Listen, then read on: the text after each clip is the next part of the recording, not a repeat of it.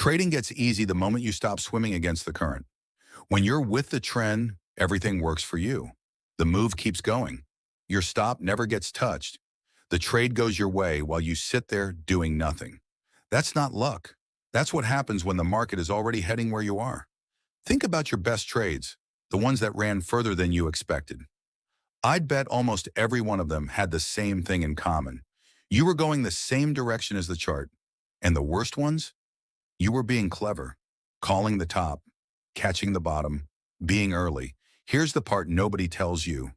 You were never bad at trading. You were just facing the wrong way. That's it. That's the whole change.